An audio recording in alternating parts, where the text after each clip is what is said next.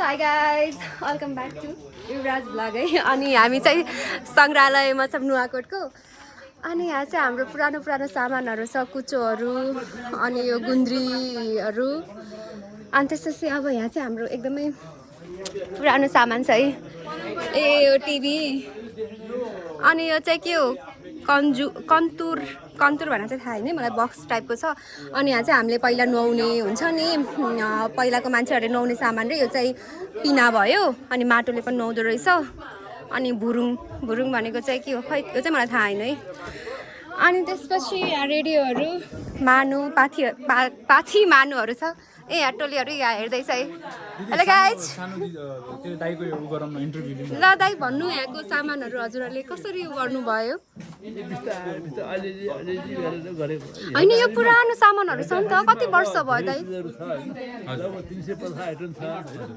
मान्छेहरूले यो कसरी कलेक्सन गरेर भन्नु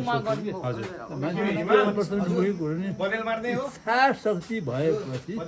इच्छा शक्ति हुनु पर्यो लागि अनि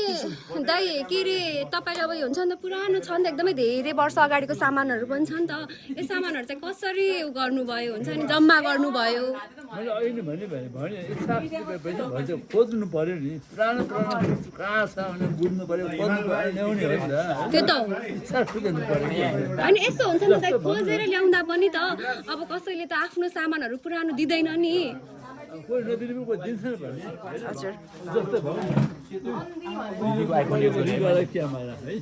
यो अब अहिले उठ्न आउँदैन मैले लास्ट भन्ने मलाई दिएको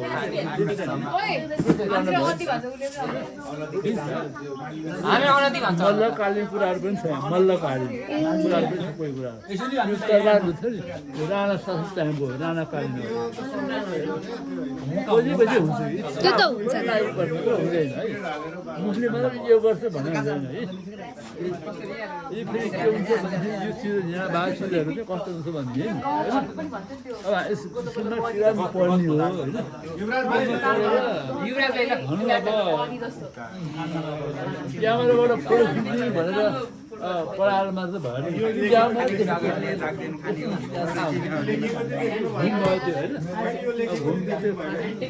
धान रुँदैन लेडिजहरू पुरा गरियो यो टाउकोमा लाउनु टोपी टाइपको क्या हो यो भनेको लेडिजहरूले धान रोप्दाखेरि प्रयोग गर्ने मात्रै भनेर बुझ्दैन नि यो आँखाले प्रष्ट देखेपछि प्रष्ट यस्तो थाहा भयो नि त त्यो प्रत्यक्षमा देखेको पछि कुरो थाहा भयो नि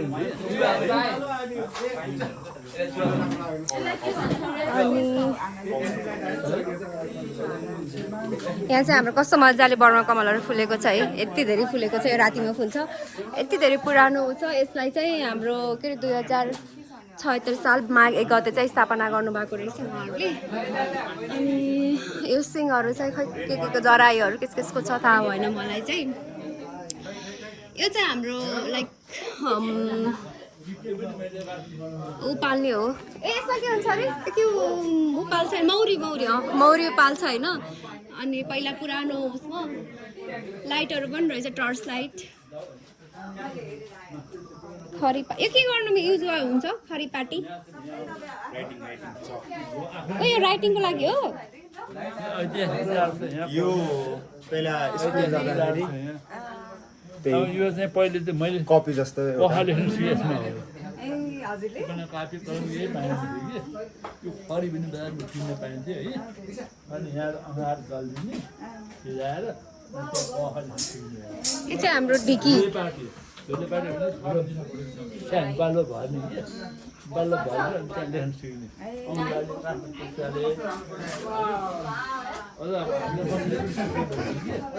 कसैले सिकाएको झाडमा कि झाडमा लेख्ने त्यसो पनि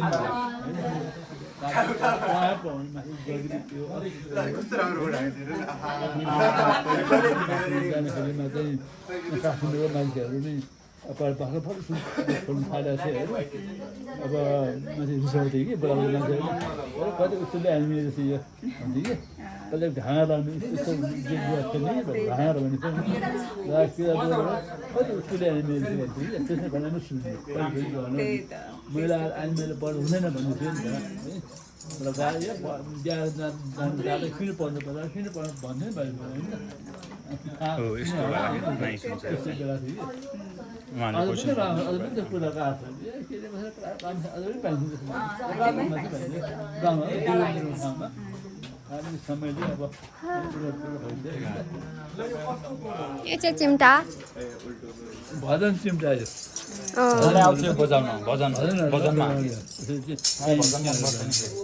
ऱ्याप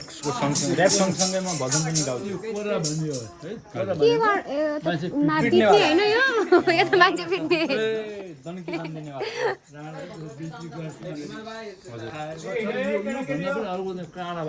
हजुर जिउ हान्नेवाला होइन ड्यामेको टाइम त्यो माछा मार्नलाई होइन दाइ माछा मार्न नि सुन्छ होइन यो घाट चाहिँ मलाई एकदम मन पऱ्यो लैजाऊ त्यहाँबाट तल झर्छ तल मनि घट्ट माछा मार्नु पनि यस्तै भएको वाला हुन्छ क्या सोली यो पिङ हो यो रोटी पिङ हेर्न यहाँ त रोटेपिङ रोटेपिङ के रोटेपिङ ए सानो रहेछ यो चाहिँ सानो घटाएको उसमा नमुना मात्रै के अर्दैन नि त ऊ रोटेपिङ के मदानी दुम भन्ने भनिन्छ होइन हजुर यो दुम भनेको कस्तो मादल सादल देखिन मैले यता थोरै दही भयो एक बेला दुई बेलामा दही भयो बेलामा अनि दही राखेर पानी राखेर ब्रिज अनि अर्को छेकी त्यहाँ हेर्नुहोस् न नोटहरू पुरानो एन्टिक कलेक्सन चप्पल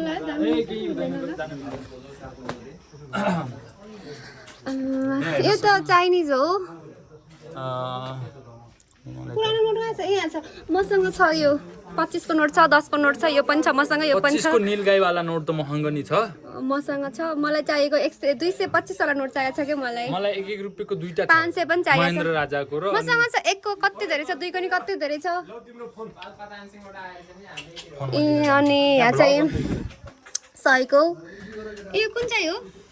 यो कति हो रुपिस कति हो यो चाहिँ मैले देखाएको थिएन यो पनि देखाएको थिएन यो पनि देखाएको थिएन मोहर हो कि मोरु 5 भने के हो 5 रुपैयाँ 5 यो 5 पनि देखाएको थिएन मैले नोट हो त्यो हजुर त्यसलाई मोरु भन्ने चलन थियो कि त्यो बेलामा चाहिँ सो पुरानो पैसाहरू पनि यति धेरै राख्नु भएको रहेछ है दाइहरूले अनि अरू डिफ्रेन्ट कन्ट्रीको पनि रहेछ रत्न राज्य लक्ष्मी देवी उहाँ चाहिँ कसको पत्नी हुन् मलाई थाहा त छैन पछि सर्च जान्नु पर्ला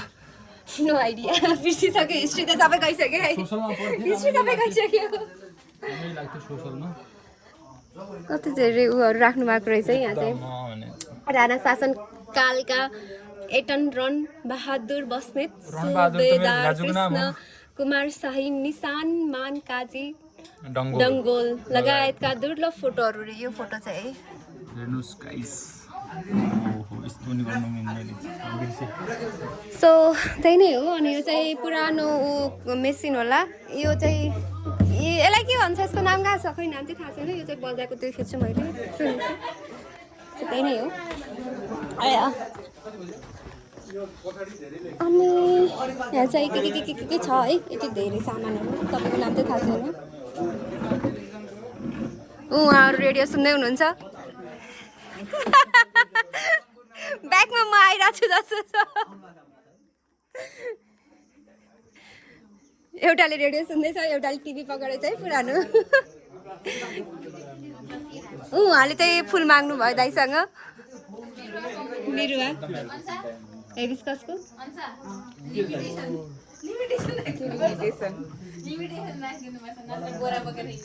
प्लास्टिकको फुल है नक्कली बोट चाहिँ सकियो फुल चाहिँ ए दिस इज अ ट्रिक ए त्यो जोडेको हो ए सो यो चाहिँ ऊ रहेछ है बानेको रहेछ अनि यहाँ कति धेरै फुलहरू रोप्नु भएको छ दायाले यो चाहिँ जिरानियम छ अनि यो भोगटे हो कि अमिलो भोगटे होइन यो भोगटे छ यहाँ त्यही नै हो दाइले एकदमै राम्रो गरेर रोप्नु भएको छ यहाँ चाहिँ सो गाइस त्यही नै हो अब हामी एकछिनमा भेटौँला अहिलेलाई यति नै बाई बाई